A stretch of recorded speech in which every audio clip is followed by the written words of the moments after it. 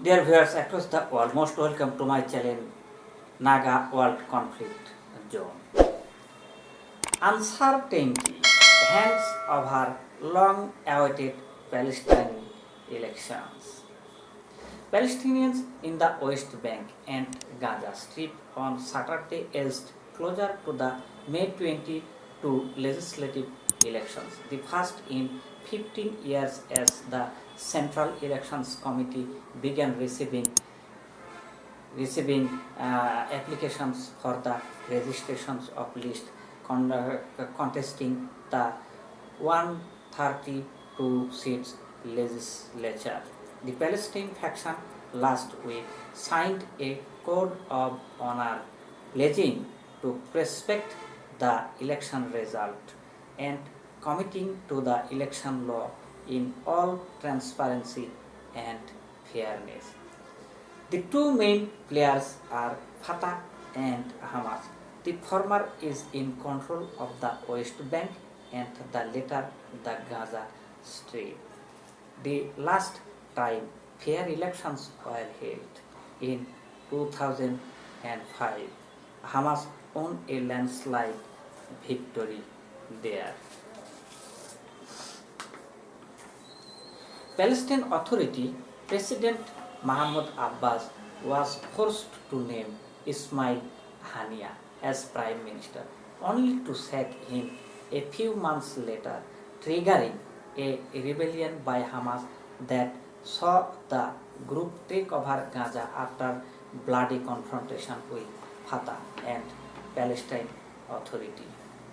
Many attempts to end the rebellion and reconcile the parties have failed. Even as Hamas says it is ready to contest the upcoming elections, it is yet to commit to ending its grip over Gaza. Abbas, who ruled by decree, was forced to call for legislative elections, which will be followed by a presidential poll in July by European countries, which are the main financial sponsors of the Palestine Authority. The move aims to renewing the legitimacy of Palestine institutions ahead of a possible resumption of peace talks with Israel. Abbas has issued a number of controversial decrees in recent months, which critics say constrict the role of the judiciary and prevent younger activities from running. Fearing sweep by Hamas candidates, Abbas considered forming a joint list between Hamas and Fatah to guarantee a majority in the next legislature, but pressure from Israel and possibly the US has derailed this unusual plan.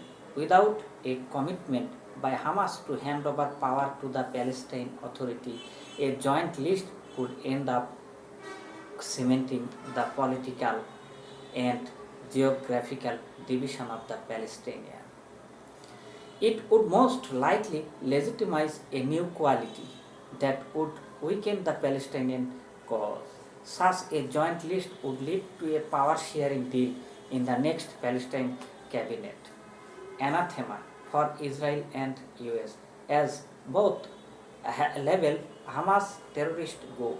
But what the Palestine critics of the election saga fear most is that it will only lead to normalizing occupation and give a new lease of life to the Oslo Accord. They say that is not normal for people under occupation to hold election where occupier control the land and can thwart the electoral process and its outcome. Israel arrested a number of lawmakers in the previous legislature, underlining the fact that it has the final say and that no elected official Hashimoto. Furthermore, the critics say that after more than 25 years, the Oslo Accord have proven to be an utter failure. Israel has reneged on most of its commitment and continues to expand settlement, demolish Palestine houses, allows settlers to intimidate Palestinians on a daily basis, and breach areas under Palestine Authority control with impunity. Israel is yet to commit to allowing Palestinians of East Jerusalem to vote. Meanwhile, Fatah, which is the largest Palestinian faction, is riddled with internal divisions. Young Palestinians who make up the majority of the populations are fed up with the ruling class whose average age is about 70. Within Fatah, there had been attempts to name Marwa Barghouti, who is serving a life sentence in Israel jail, as the group's presidential candidate. Long-time Fatah leader and friend of Barghouti, Nasser al-Qalda, was this month expelled by Abbas for deciding to form his own list to contest the election, despite clearing the way to hold the election. Some observers say that 85-year-old Abbas may still postpone the poll if he feels that Fatah may not win a majority in the next legislature. It is also unlikely that the presidential election will be held on time. Critics of the election saga fear it will only lead to normalizing occupation and give a new lease of life to the Oslo Accord. The Palestine election will be held 2 months after Israel go to the poll for the fourth time in 2 years, and already Israel election result come out, but no party gained the positions. However, the occupation and the fact of the peace process are not a priority for Israeli voters and candidates. The outcome of the Israeli poll will not change the reality of occupation for more than 5 million Palestinians. Assuming that Palestinian elections will be free and fair, they could turn out to be the most consequential event since the signing of the Oslo Accord.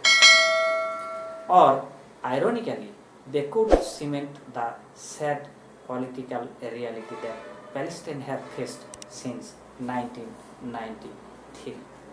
So, if elections hold in Palestinian sections, who will only win?